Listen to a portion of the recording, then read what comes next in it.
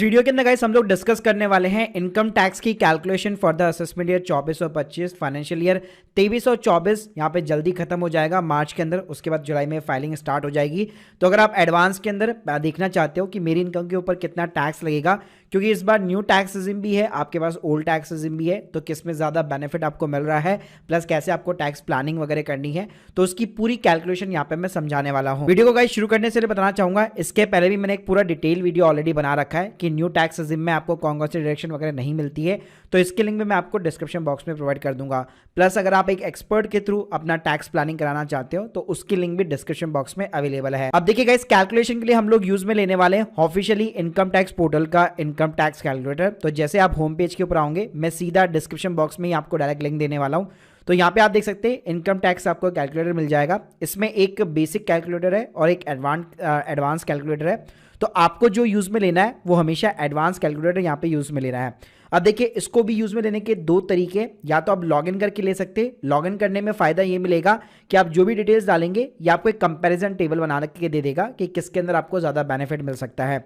Advance calculator अगर आप without login use करेंगे तो आपको बार बार पहले ओल्ड टैक्स रिजिम में आपको अपनी इनकम जो है कैलकुलेट करनी पड़ेगी, फिर आप न्यू टैक्स रिजिम में इनकम कैलकुलेट करोगे, उसके बाद में आप डिफरेंस वगैरह कैलकुलेट कर सकते हो। गाइस मैं सजेस्ट करूंगा यार लॉगिन कर लो, सबसे बेस्ट तरीका है। लॉगिन करने के बाद में यहाँ पे आपको इनकम और टैक्स एस्टिमेटर दिख रहा होगा, इसके ऊपर आपको सिंपली क्लिक करना है। ऊपर सिंपली तरीके से आपकी आ जाएगी बेसिक इन्फॉर्मेशन। यहाँ पे कुछ भी छेड़छाड़ करने की जरूरत नहीं है, बस खाली जो असेसमेंट ईयर है वो 24 और 25 यहाँ पे आपको सेलेक्ट कर लेना है। अब गाइस जैसे आप 24-25 सेलेक्ट करोगे तो यहाँ पे आप देख सकते हो due date of the submission of the return अपने यहाँ पे 31 जुलाई 2024 यहाँ पे आ चुकी है।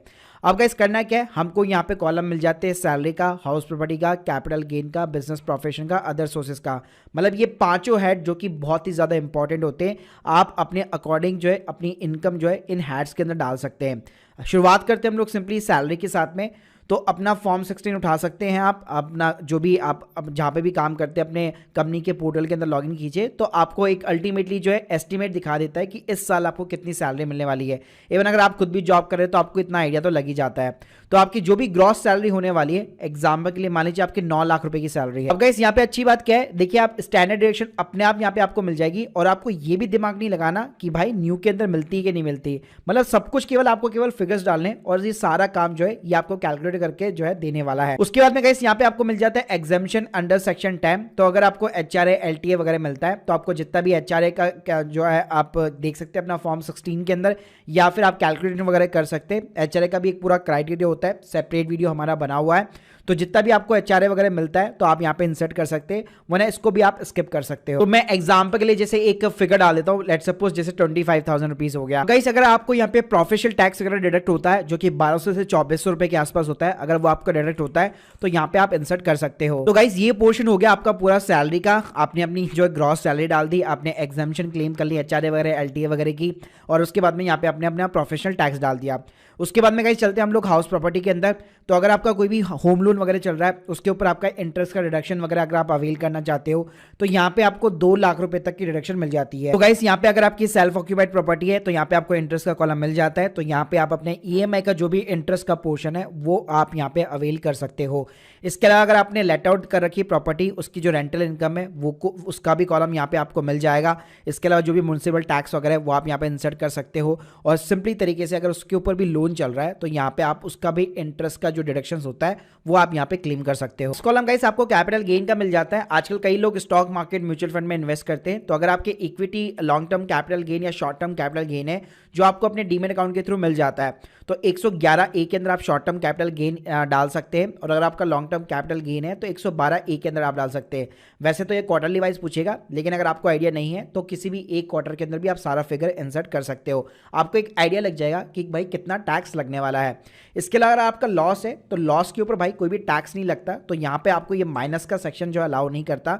तो सिर्फ जो प्रॉफिट है वही केवल आपको कैपिटल गेन के अंदर डालना है। इक्विटी के अलावा जो भी कैपिटल गेन है तो उसका भी आपको जो है शॉर्ट टर्म कैपिटल गेन का कॉलम मिल जाएगा और लॉन्ग टर्म का भी देखने को मिल जाएगा। तो एग्जांपल के लिए मैंने भी यहाँ पे जो है 25,000 डाल दिया, और ऐसे ही हमारा जो लॉन्ग टर्म कैपिटल गेन है वो मैंने सिंपली जो है यहाँ पे 90,000 रुपए डाल दिया। उसके बाद में गाइस जो अगला कॉलम है वो बिजनेस एंड प्रोफेशन का है, तो इसके ऊपर आपको क्लिक करना है। तो यहाँ पे सीधा आपको पूछेगा 44 AD और ADA के अंदर, तो आपका यहाँ पे प्रेजेंटेबल इनकम जितना भी बनता है, यानी आप लेट सपोज अगर मान लीजिए 44AD के अंदर दिखाना चाहते हैं, तो आपकी जो भी ग्रॉस रिसिप्ट है या आपका जो भी टर्नओवर है उसका आपको एक परसेंटेज डालना पड़ता है।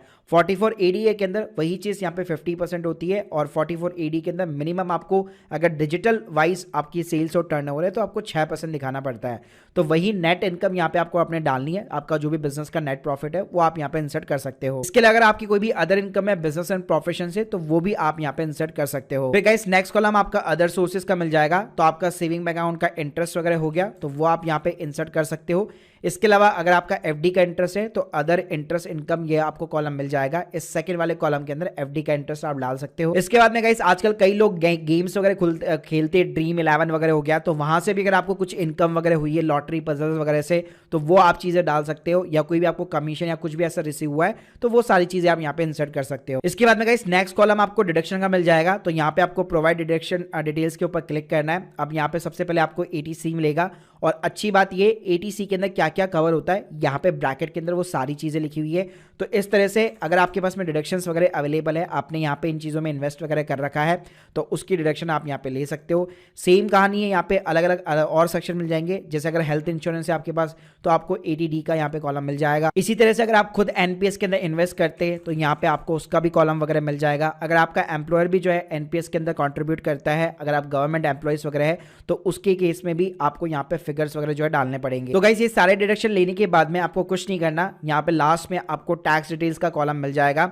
तो यहाँ पे व्यू डिटेल्स के ऊपर क्लिक करके, वैसे अभी तो आपको आइडिया नहीं होगा कि कितना मेरा टीडीएस कटेगा, तो यहाँ पे आप डिटेल्स नहीं डाल पाओगे, तो इसको आप यहाँ पे सिंपली स्किप कर सकते हो। अगर आपने कोई भी एडवांस टैक्स का पेमेंट किया हुआ है तो वो एडवांस टैक्स का पेमेंट यहाँ पे डेट ऑफ पेमेंट और सेल्फ असेसमेंट है या एडवांस टैक्स जो भी है वो आप यहाँ पे इंसर्ट कर सकते हो। तो गाइस सारी चीजें डालने के बाद में आपको सिंपली एस्टिमेट टैक्स के ऊपर क्लिक करना है, और देखिए इस कैलकुलेटर का यहाँ पे मैजिक, इसने आपको as per the old tax regime और as per the new tax regime दोनों के अंदर कंपेयर करके आपको सिंपली तरीके से बता दिया है कि किसके अंदर आपका ज्यादा टैक्स लगेगा, किसके अंदर आपका कम टैक्स लगेगा। तो यहाँ पे आप देख सकते हो सेक्शन 10 जो था हमारा, उसके अंदर न्यू टैक्स रिजीम के अंदर उसको कंसीडर नहीं किया गया है। स्टैंडर्ड डिडक्शन इसमें दोनों जगह आपको जो है यहाँ पे मिली है। तो यहाँ पे as per the old tax regime आपका सैलरी के अंदर इतना इनकम बन रहा है, न्यू टैक्स रिजीम इतना इनकम बन रहा है। फिर उसके बाद में प्रोफेशनल टैक्स का भी डिडक्शन आपको यहाँ पे नहीं मिला है। फिर उसके बाद में कैपिटल गेन के अंदर आप देख सकते हो वहाँ पे कोई भी स्पेशल प्रोविजन नहीं है, तो सेम इनकम यहाँ पे कंसीडर की गई है। ऐसे ही आपका शॉर्ट टर्म हो गया, लॉन्ग टर्म हो गया, इसी तरह से गाइस बिजनेस एंड प्रोफेशन हो गया। और नीचे नीचे अगर आप जाओगे तो ये आपको प्रॉपर बता देगा कि अगर आप ओल्ड टैक्स रिजीम के साथ में जाते हो, जो आपने डिडक्शंस वगैरह डाली है,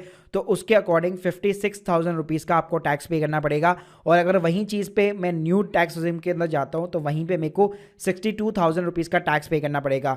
तो इन टेबल्स के कंपैरिजन से आप इजीली पता लगा सकते हो कि क्या मेरे को ओल्ड की तरफ जाना है या फिर न्यू टैक्स रिजीम की तरफ जाना है। तो guys hope you like this video, please subscribe our channel. अगर आप लोग एक एक्सपर्ट के थ्रू अपनी टैक्स प्लानिंग वगैरह कराना चाहते हो, लिंक डिस्क्रिप्शन बॉक्स में। और आप लोग अगर कोई भी डाउट्स वगैरह है तो प्लीज मुझे यहाँ पे कमेंट बॉक्स के अंदर जरूर बताइएगा। और इस टैक्स कैलकुलेटर की लिंक भी मैंने आप लोग को डिस्क्रिप्शन बॉक्स में प्रोवाइड कर रखी है। और न्यू टैक्स रिजीम के अंदर क्या चीजें अवेलेबल नहीं है उससे रिलेटेड वीडियो की लिंक्स भी डिस्क्रिप्शन बॉक्स में अवेलेबल है। Thank you guys, thank you very much.